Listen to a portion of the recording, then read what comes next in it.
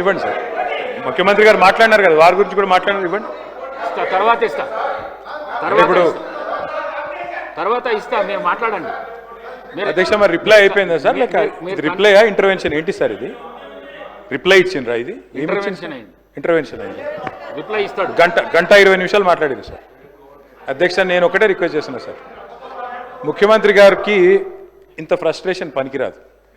Reply ఇవ్వడానికి వారు జీవితంలో మాకు ఇప్పుడు కాదు అధ్యక్ష, 2009 నుంచి చెప్తున్నాడు ఆయన. నేను ఆడ కూర్చుంటా అన్నాడు. కూర్చున్నాక కూల్ కావాలి కదా అధ్యక్ష. మరి ఇప్పుడు ఎందుకింత ఫ్రస్ట్రేషను, ఎందుకింత నిస్పృహ, ఎందుకింత ఆవేశము మాకైతే అర్థం కావట్లేదు అధ్యక్ష. ఈ ముఖ్యమంత్రి గారిలో ఒక అపరిచితుడు అధ్యక్ష. ఎందుకంటే బయట చెప్తాడు అధ్యక్ష, మొన్న రవీంద్ర భారతిలా మనల్ని ఎవడు నమ్ముతలేడు, మనకు అప్పు ఉడతలేదు, ఎవడు నమ్ముతలేడు, దివాలా తీసిమని బయట చెప్తాడు. ఇక్కడికి వచ్చాము 1,58,000 కోట్లు అప్పు చేసినా రొమ్ము విరుచుకొని చెప్తున్నారు. మాకు అర్థం కావట్లేదు అధ్యక్ష. ఆయన కరెక్టా, ఈయన కరెక్టా, రామువా రెమోనా, ఎవరు కరెక్టో తెలుస్తలేదు అధ్యక్ష. ముఖ్యమంత్రి గారు చెప్తున్నారు, నేను 18 గంటలు పనిచేస్తున్నా, నేను బ్రహ్మాండంగా పనిచేస్తున్నా, ఒక్కరోజు సెలవు పెట్టలే, నేను 40 సార్లు కాకపోతే 400 సార్లు పోతా ఢిల్లీ. పో అధ్యక్ష, నిన్నెవరు వద్దన్నారు, బ్రహ్మాండంగా తిరుగు అధ్యక్ష. పెట్టుబడులు వస్తున్నాయి దావోస్లో, ఒకటి మించి ఒకటి, 1,78,000 కోట్లు, 40,000 కోట్లు తన్నుకొని వస్తున్నాయి. సంక్షేమం అద్భుతం, అన్నీ అయిపోయినాయి 5 గ్యారంటీలు.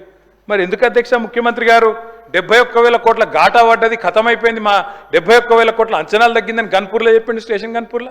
ఎందుకే అంటున్నా అధ్యక్ష నేను, ఓదికేమో పైసలు లేవంటారు అధ్యక్ష, ఉద్యోగులకు డిఏలకు పైసలు లేవు, 6 గ్యారంటీలకు పైసలు లేవు, తులం బంగారంకు పైసలు లేవు. కానీ మళ్ళీ ఇదే ముఖ్యమంత్రి గారు ఏం చేస్తారు అధ్యక్ష, బ్రహ్మాండంగా ఫ్యూచర్ సిటీ హెచ్ఎండిఏకు 20,000 కోట్లతోని టెండర్లు, జిహెచ్ఎంసీలో 7,000 కోట్ల టెండర్లు, వాటర్ వర్క్స్లో 14,000 కోట్ల టెండర్లు, కొడంగల్ లిఫ్ట్ ఇరిగేషన్లో 4,400 కోట్ల టెండర్లు, ఫ్యూచర్ సిటీలో 6 లైన్ల మెయిన్ రోడ్డు, 2 వైపులా 2 సర్వీస్ లైన్లు, మొత్తం 10 లైన్లు, 5,000 కోట్లు, మూసీ సుందరీకరణ 1,50,000 కోట్లు. ఇన్నిటికీ పైసలు ఉన్నాయి కానీ 6 గ్యారంటీలకు పైసలు లేవు, తులం బంగారం పైసలు లేవు, మహిళలకు ఇచ్చేందుకు 2,500 లేవు. దేనికి పైసలు లేవు అధ్యక్ష? రుణమాఫీ అధ్యక్ష. నాకు ఒకటి అర్థం కావట్లేదు అధ్యక్ష. రుణమాఫీ అంటే నేను ముఖ్యమంత్రి గారిని సూటిగా అడుగుతున్నా అధ్యక్ష, వారిది కొడంగల్ నియోజకవర్గం, నా సిరిసిల్ల నియోజకవర్గం అధ్యక్ష. మీరు కావాలంటే ఈరోజు సభ అయిపోయింది కదా అధ్యక్ష, ఈరోజుతోని రేపు మీరు ఏ టైంలో అంటే ఆ టైంలో ముఖ్యమంత్రి గారు పోదాం, కొడంగల్ పోదామా, సిరిసిల్ల పోదామా, ఈ ఊరు కూడా మీ ఇష్టం. ఏ ఒక్క ఊళ్ళోనన్నా 100% రుణమాఫీ అయింది అనే మాట చెబితే నేను శాశ్వతంగా రాజకీయాలు వదిలేసి వెళ్ళిపోతా. ఇది నా ఛాలెంజ్. స్వీకరిస్తారా? కొడంగల్ కానీ కొండారెడ్డిపల్లి పోదాం అధ్యక్ష. అంటే చెప్పడానికి కూడా కొంత ఉండాలి అధ్యక్ష. వారే కదా అధ్యక్ష రైతులను రెచ్చగొట్టింది. 2 లక్షలు తెచ్చుకోండి, ఎంబడే ఓన్రి, డిసెంబర్ 7 నాడు ఇందిరమ్మ రాజ్యం వస్తుంది, 9 తారీఖు నాడు మొదటి సంతకం పెడతా, అయిపోతుంది 2 లక్షల రుణమాఫీ. అయ్యిందా అధ్యక్ష?